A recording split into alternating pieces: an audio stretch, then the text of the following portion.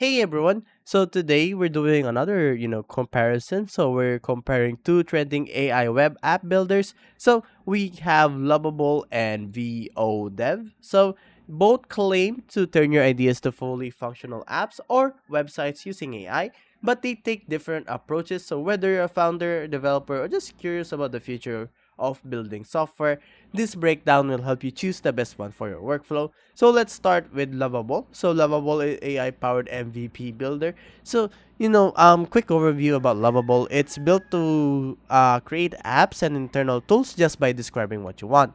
It generates UI, backend logic, and database schema, all powered by AI. Okay, my bad. Hold up.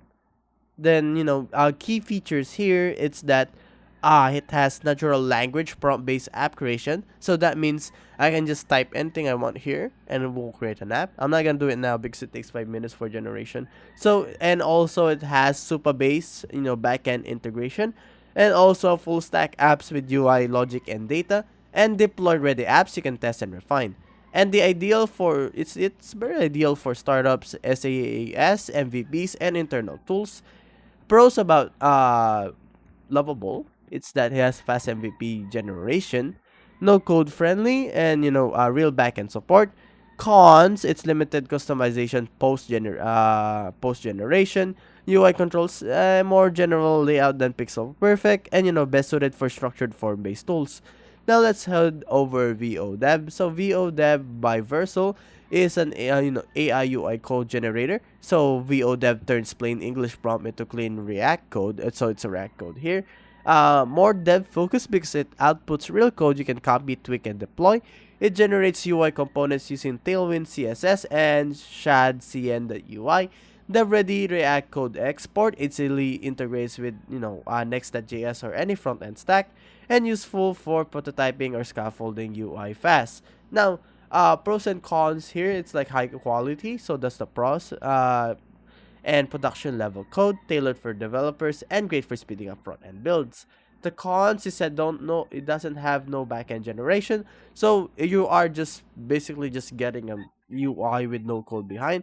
Not no code. It does require a bit of coding language and less end to end compared to Lovable. So let's compare them side by side. So Lovable has the input method is text prompt, and also VODev is text prompt. Now output, Lovable has full stack web app, so it's the whole thing. It's gonna give you the whole code, whole front end, back end, and stuff like that.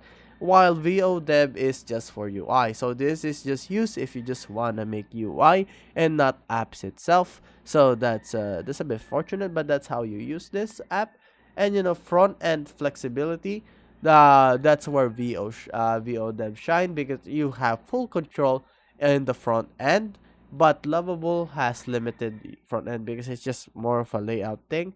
And use cases, so Lovable is for SaaS internal tools, and VODev is for UI prototyping and dev tools. And VODev is ideal for front end devs, but Lovable is more intended for founders or PMs. So alternatives that you might like that we're gonna visit right now, we have Framer. So we have Framer here.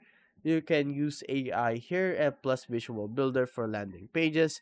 I haven't quite figured out how to do the layout and stuff like that, but it's pretty good. Um, Also we have Replit, Ghostwriter. I actually like Replit because I used to code here for um Python. So we have Ghostwriter here. So Ghostwriter is code generation with AI in a dev environment. So that's pretty cool. You also have Builder.io. Builder.io. So you do have it's a visual builder for structured content and pages, similar to VO engine. I mean like VO here, VO.dev. And you also, last but not the least, Bubble.io. So Bubble.io is a full no-code platform with powerful logic handling. So if you're a non-dev trying to ship an idea fast, or Lovable is a game changer if but if you're a developer who wants to skip boilerplate and clean UI code instantly, VO dev is hard to beat. Either way, AI is changing how we build apps and it's only getting better over time. So, if you guys like that video, be sure to like and subscribe to the channel and turn on notifications. And if you have any question, any comments, just put them in the comments below. Subscribe, smash the like button, and I'll see you guys on the next one. Bye bye.